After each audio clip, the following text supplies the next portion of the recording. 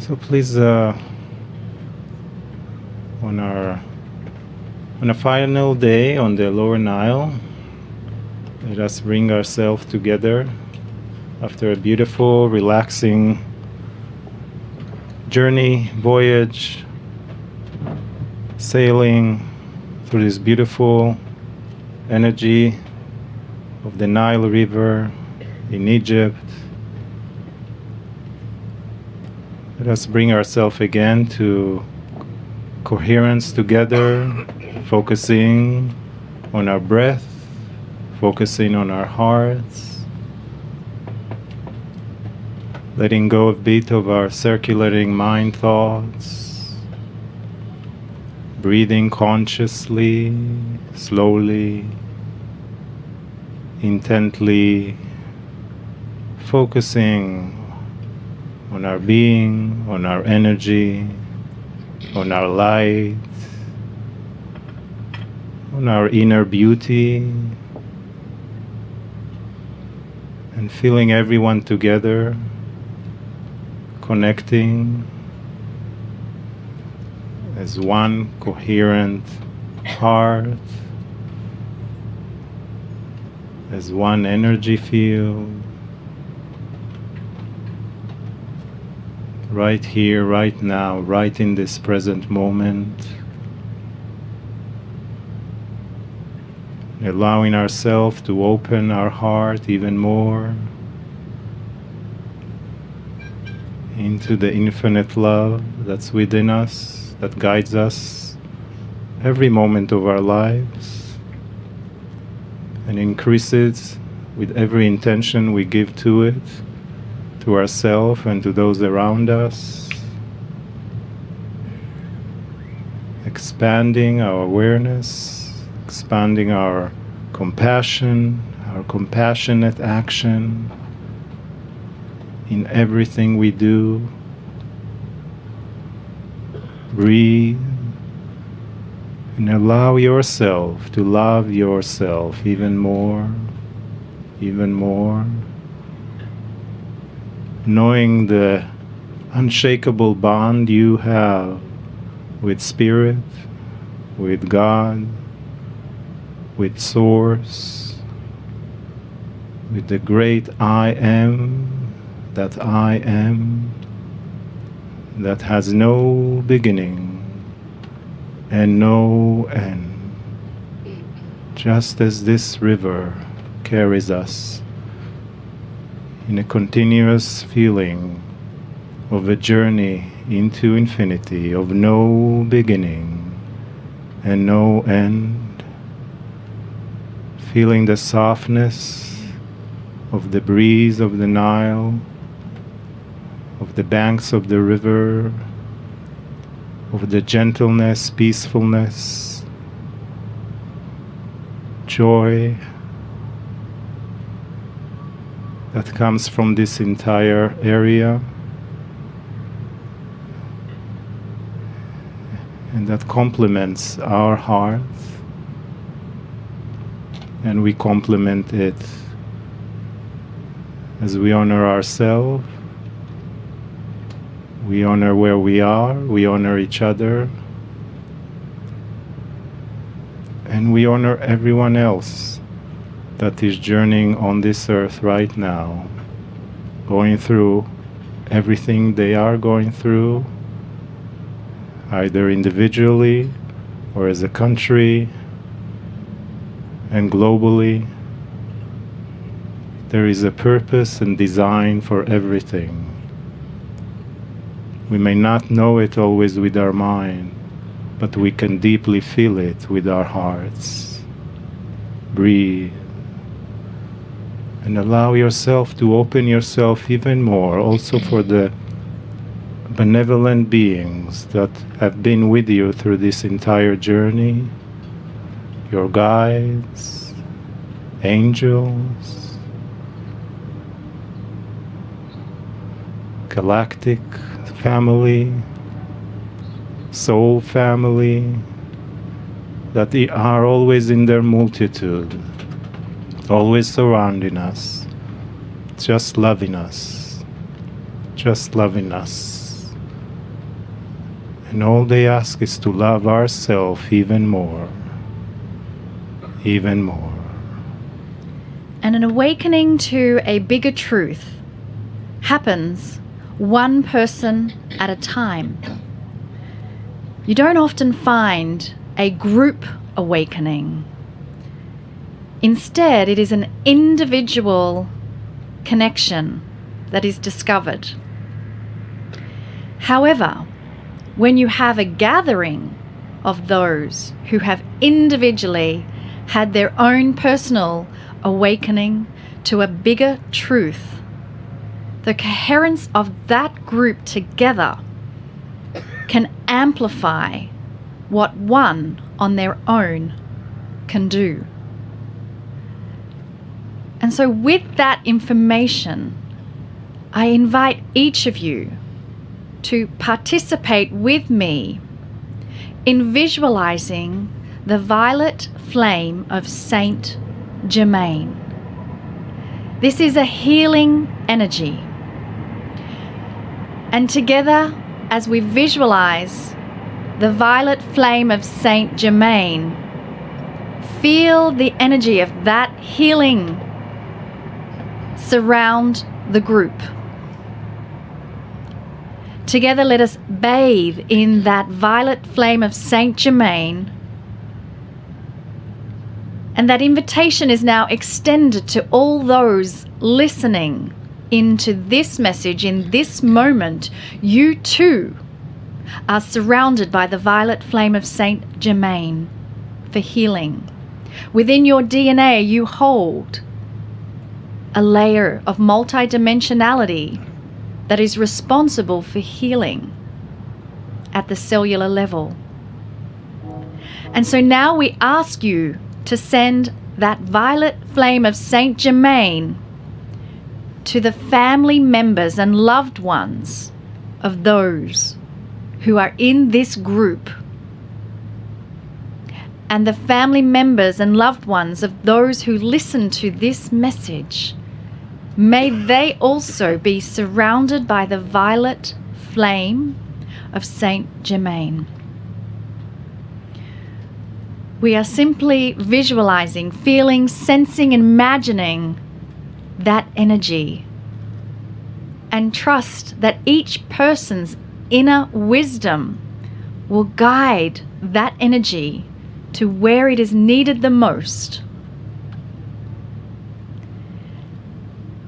And allow that blanket of healing energy of Saint Germain to now spread beyond this group, beyond the listeners, beyond the family and loved ones, to surround the planet with a healing energy, a beautiful violet color surrounding the planet.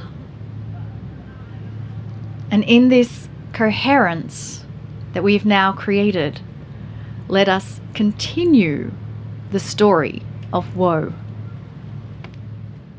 Greetings, dear ones. I am Kryon of Magnetic Service. May I say it again? God is bigger than you think. God is grand. God is good. God is magnificent.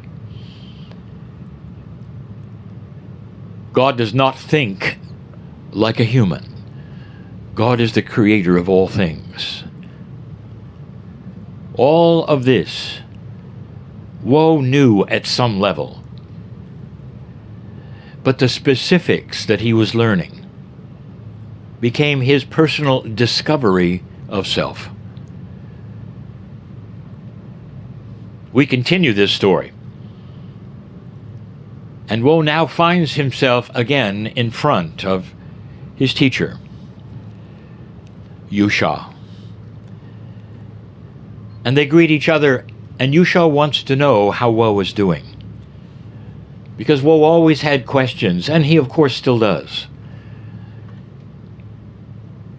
The last time they were together, Yusha told him something that also was controversial to the max. It flew in the face, as they say, of every teaching he had ever had, by his spiritual organizations, by those who taught him. And it eliminated the whole idea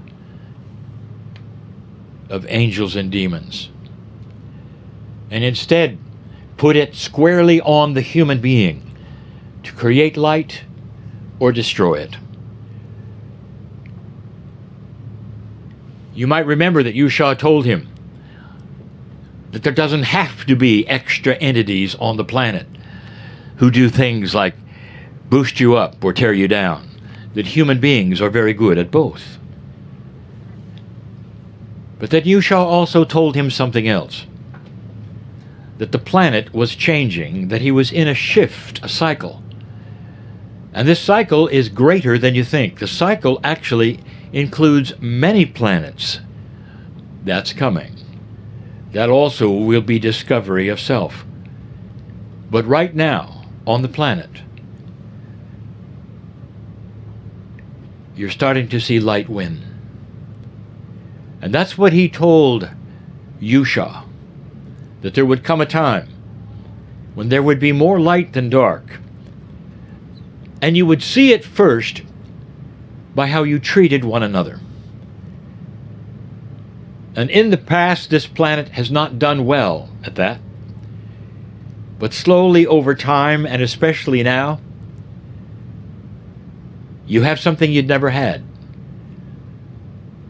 Peace for 70 years in general. No world wars in general. And suddenly you get to see the reaction of the world when something happens that seems completely inappropriate. That's new, dear ones.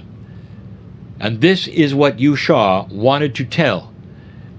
Whoa, it's changing before your eyes. No angel came down and did this. This is humanity, starting slowly to shift in what it truly wants. If you ask any human being in any culture right now, what do you really want? Don't ask the leaders, dear ones. Don't ask the politicians. Ask the public in any country, anywhere. What do you really want? And they'll all tell you much the same. We want peace for our families and safety. We don't want to be hungry. We want to have work when it's available. We want to have our families with us. We want to have joy. We want to laugh. We want to live in peace. This is worldwide, dear ones. And that is what is going to win. That is what will change politics. That is what is going to change leadership. Watch for it. Watch for it. These are new. They haven't been on the planet in this way before. Not in this way, where there is a consensus of peace. I told you it would happen. I also told you 2 steps forward, 1 step back. In other words, it doesn't happen in a linear fashion, and it's not easy. Woe learned also that consciousness is measurable energy and can be used. Indeed, he learned that you attract what you expect. And although he had heard this before, he never heard it from a shaman. That energy is so palatable, palpable. You can ingest it, you might say. You can send it, you might say. You can feel it, you might say. It's more than just energy. Consciousness has a multidimensional aspect to it. It's more than just energy. And if you have a consciousness, what you expect, you will often bring to you. Woe learned that he is not a victim of the planet. Nothing happens by chance. That all things around him work in cycles. And if he puts before himself an expectation of the things that he desires in his life that are good and honorable, he attracts them. And Woe even had proof, because he went home and saw his family again complain and verbalize what they were afraid of. And then he got to watch some of those things occur. And he realized right then that they were in a habit that they didn't even know. Woe learned that God was so much more than he had ever knew. That he'd heard this expression, made in his image, so often, and didn't know what it meant. But Yusha told him, the image is love. Humanity is made with love. That is the primary energy of creation. And then humanity has the ability to do whatever it wants with it. And it has. And you've seen it. All of the wars, all of that time over eons, all of the death, the destruction. You stand again, I tell you, on the cusp of a major shift on this planet, where disagreements don't have to turn into death. A major shift is occurring.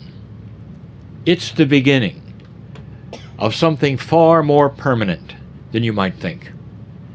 You might even have an organization of peace on this planet. It's something that no one has even thought of yet. And it will occur. You'll see. Woe didn't know what possibly could be next. And yet Yusha said, oh, there is a lot to tell you yet about what is actually happening in your life, in everyone's life, that seems to hide, not be told, where only some believe in it, some don't. Yusha asked Woe, for the next lesson, I'm going to ask you, do you think the Creator put you here to live a few years because that's all you live? Humans really don't live very long. And then you go away somewhere, back to where you came from, and that was it. What they call a flash in the pan, a lifetime that comes and goes with a beautiful soul and then leaves.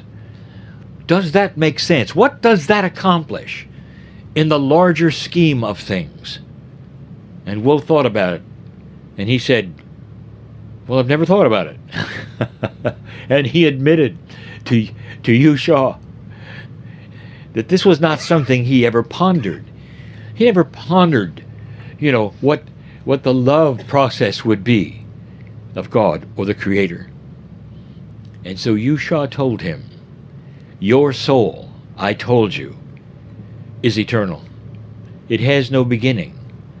It has no end. It was not created to be punished. The Egyptians, they had a very interesting idea. And it's different. It's different from any religion you have on the planet today. They were aware that life is short. And even as they were alive and walking this planet, so many were preparing for the afterlife. For they had this idea that you don't die and then go to some miraculous heaven. Instead, things are similar. And that explains all of the paraphernalia you see in the tombs, the things they're going to take with them because they need them. Life continues. It just continues differently. And they continue to work. They take their boats. They take their carts. They take so many things that they can reestablish within themselves and continue another kind of life in the afterlife, but one that will be eternal. So even the Egyptians had the intuition 5,000 years ago of something today that there is not an intuition about. Today it's about punishment and reward. It doesn't have a continuing life to it. But it does. But it's here. He wanted to tell Woe that that soul of his has been on this planet in many human forms, over and over and over and over. If you took a poll on this planet right now of how many believe in past lives, almost half the earth would. You take a look at those involved in Buddhism and Hinduism and more. All of them have this as a staple of belief. And why it makes sense, dear ones, as a creation of love, is that you get to come back and come back and come back. And Yusha said, I'm about to explain the word old soul. It's like a school, Woe. Every single time you come back, you learn something. You don't come back as a punishment. You come back and select what you're going to do. Because when you're not here, you have the mind of God. You are a piece of God, even here. Your soul is a miracle of energy of God. And you decide what you're going to do, what you're going to learn. Who even will be your parents? And that really affected Woe. Because he said to Yusha, I don't believe that one. I never would have selected these parents. And Yusha smiled and said, well, what if you were the teacher for your parents? What if you are the old soul and they are not? What if you need to show them something for this lifetime that they never expected? Unconditional love, no matter what they do. And Will thought about it. And he said, oh, I'm beginning to understand. You mean I'm coming back? Yes, you are. What if I don't want to come back? Well, when you get to the other side of the veil, I will tell you something. You stand in line to come back. You want to come back. Because what you do on this planet as an old soul starts to change the earth. Remember, consciousness is energy. What happens if you go through a school? And what happens after many, many years of schooling and teaching and schooling and teaching?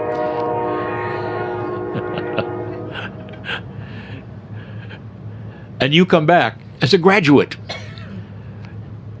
And there are hundreds and hundreds of graduates. Let me ask you, if you had a city that had educated itself over and over, and they were all very, very well knowledged in many, many things and knew how things worked and all, what would happen to that city? Let's say they all were graduates.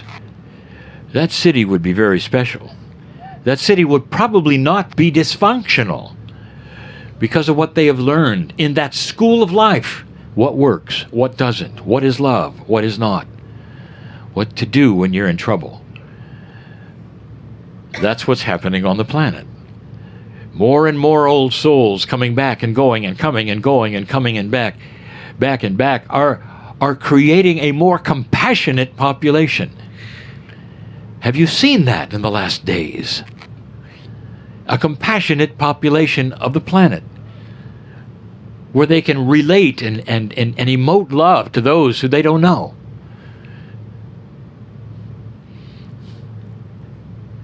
Woe started understanding and realizing, if that is true, it makes sense. It makes logical sense. It makes sense in love.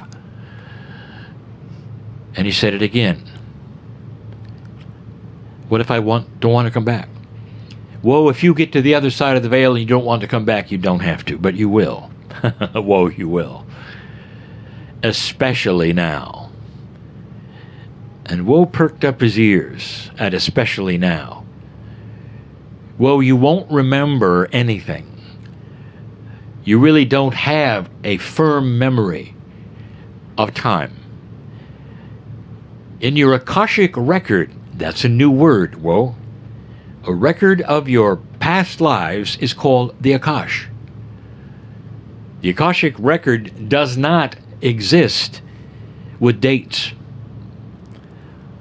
It exists with energies. So you will remember some things energetically. And that doesn't matter how many years ago you were on the planet. When they are reminded of you because of that which is the energy of where you are or where you stand, many times you have those energies tweak your memory, perhaps. And they do it for one reason: make you remember what you learned. And that's all. You're not supposed to then take that and do something with it. You're only supposed to remember what you learned. Some of those of you here on this boat, on this last trip, on this lower Nile, have had experiences like that. They make you sit down, don't they? They sweep over you, and you don't know what to do with them. And perhaps they're multiple. If you existed 5,000 years ago in this culture, because of the way past lives karma works, you probably were here over 3,000 to 5,000 years many, many times. So if you're looking for who you might have been, that's difficult, because the energies will flow in with multiples of who you were. And the chances that an old soul was an Egyptian are very high. All over the planet. Think about the duration of time. Think about the opportunities of you learning things over time. You're in that kind of a school, whoa. You have been many places, and here you sit as an old soul. Well, that's who you are. Woe said, will I remember much at all besides energy? And then Yusha got to tell him something that I have channeled many times about this new energy that I want all of you to hear. All of those listening on this boat, all of those listening from now on, if you haven't heard this before, listen up. The energy changes when it comes to these kinds of things. For instance, past lives. The energy changes regarding all things that your soul experiences on this planet. And it changes because of what you do, not because of what God does. That is controversial, because there will be those who say that the rules of God are the same, always. There is this, and this. It never changes. God never changes. I'll say it again. God never changes. God is great. God is beautiful. God is grand. God is forever. But the relationship to you changes as you change. This shift that you're in has brought you to a place that is different from 50 years ago, different from 40 years ago. And here's how it differs in this one area. When you come back the next time, and all of you will, even if you say you won't, even if you say you don't want to, you will. Because when you come back, that Akashic record is going to go to a place that's unexpected. You won't remember who you were. Here on this boat, you won't remember that. But you're going to remember what doesn't work. And you're never going to have to make the same mistakes again. Does that make a difference to you? You come in young, and you never have to make those mistakes. Your intuition will guide you around the issues you experienced even this lifetime. That is how different the energy is going to be. Old souls, all of you, will have this experience of coming in yet again, fresh, and being able to steer around life and saying yes, no, and knowing that's not going to work, this is going to work. In partnerships, in government, in business. Old souls are going to have an advantage, a big one. And that's going to elevate you to positions of importance because you're wise and they can see you're wise. And that's just one step closer to an ascended planet. Woe took all of this in and said, is there really more about this? And Yusha looked at him. He said, a lot more. A lot more, Woe. I want you to go back and think about these things. This is a giant school of compassion, of love. Woe said, well, what about karma? I've heard a lot about karma. It's a word that we use. And Yusha looked at him and said, I told you some time ago in other messages, in another life, Woe, that you could drop your karma, because in this new energy that was coming back then, it serves no purpose anymore. In the past, it was an old energy way of getting you to see things and move things and experience things again and learn them, but not now. Here's the invitation for all those who are listening who have not heard this before. You can say, Dear Spirit, I drop my karma. I don't need to learn these things. I drop it completely. There is precedent for this. And there are cultures who do this. And I'm asking you to do it. And understand, it has no place anymore on this planet.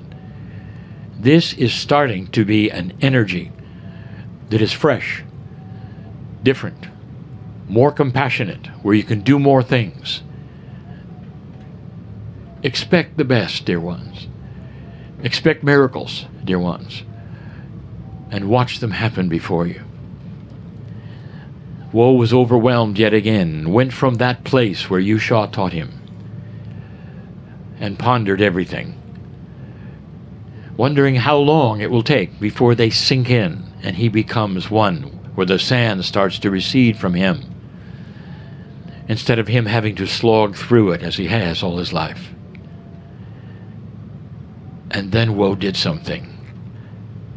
Chills all over his body as he looked down at his feet and saw the sand was starting to move. Woe was starting to understand. Awakening. Light. Consciousness.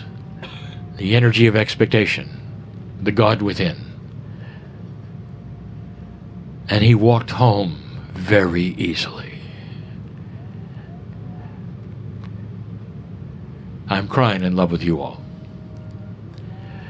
And so it is.